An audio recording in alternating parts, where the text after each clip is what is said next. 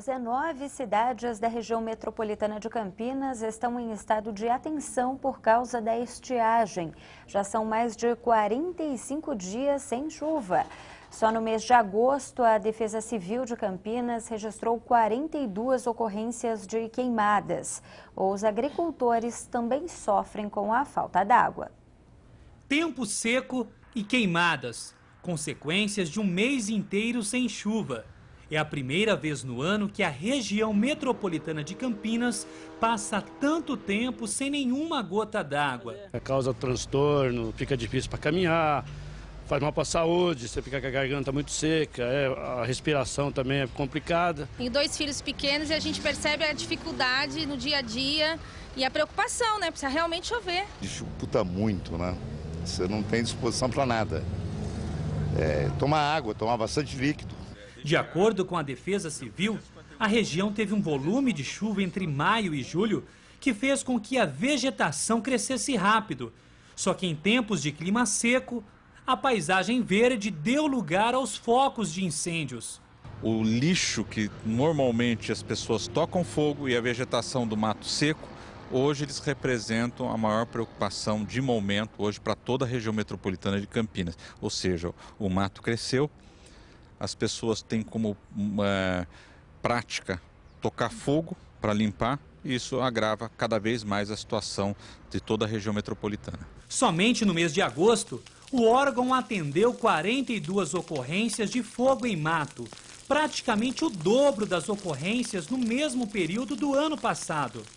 Os dados também indicam que houve um aumento na emissão de poluentes no ar. As pessoas acabam jogando, às vezes, material combustível, lixo, às vezes até em áreas de praça pública. E depois alguém vai e toca fogo. Então é um círculo vicioso extremamente complicado e que nós temos reparado nesses 45 dias como uma prática bastante usual e perigosa. A estiagem não provoca reflexos somente na saúde das pessoas.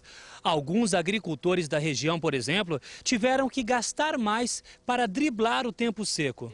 Estes agricultores produzem em média 5.000 pés de alface por dia. A maior parte distribuída no mercado municipal de Campinas e na Ceasa. Só que para garantirem a safra, precisaram recorrer ao sistema de irrigação.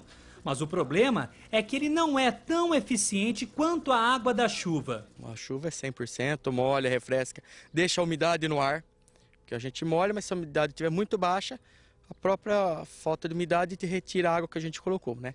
Porque o sol também, e a chuva refresca e deixa mais umidade no ar. Uma massa de ar seco mantém a terça-feira ensolarada e quente na nossa região. Não há previsão de chuva. O tempo deve ficar assim pelo menos até o fim de semana. A umidade relativa do ar segue baixa. Em Campinas e em Louveira, máxima de 25 graus. Em Limeira, de 27. Já em Itapira, os termômetros podem chegar aos 28 graus. Depois de 6 anos de muita discussão e polêmica, o projeto das macrozonas começa a ser votado esta noite pelos vereadores de Campinas.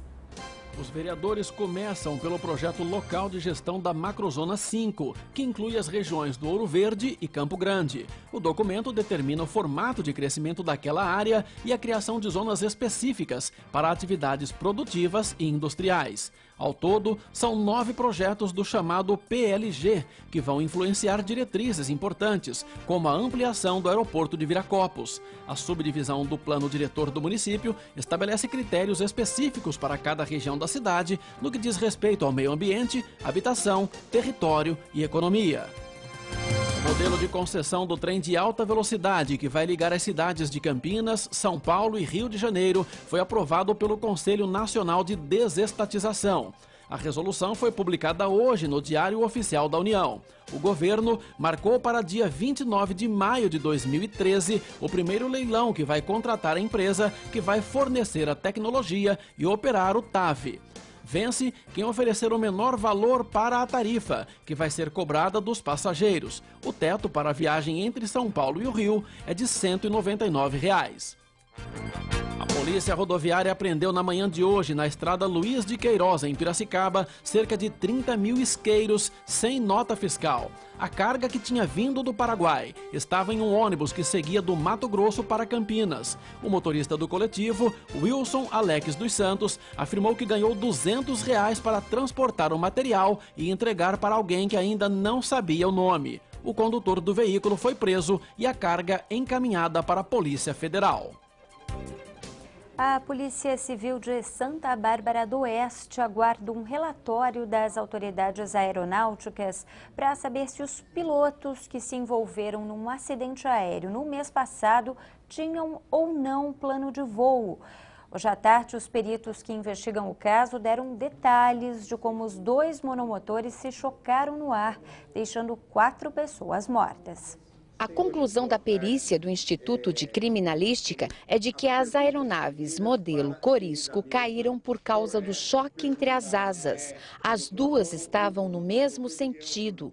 O avião de prefixo Petenir, que decolou do aeroporto dos Amarais 5 minutos depois da aeronave PT-NKA, bateu na asa direita e se soltou derramando combustível. Até agora, a polícia ouviu 6 testemunhas. O que chama a atenção é que os pilotos tinham boa visibilidade no dia do acidente e eram experientes. A polícia aguarda um laudo do Serviço Regional de Investigação e Prevenção de Acidentes Aeronáuticos. Eles infringiram um ou os dois, não se sabe, se um piloto ou os 2 pilotos infringiram esta regra de instrução do Comando da Aeronáutica, que diz que nenhuma aeronave voará tão próxima de outra de modo que possa ocasionar perigo de colisão. Caso eles tenham observado as normas, o aeroporto de Congonhas terá a conversa deles gravadas.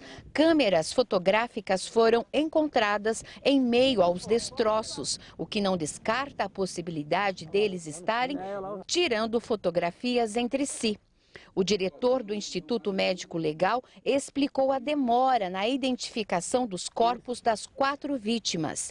3 delas foram por comparações de arcadas dentárias, uma por restos de roupas e joias. O acidente aconteceu dia 18 de agosto, no período da manhã, em Santa Bárbara do Oeste.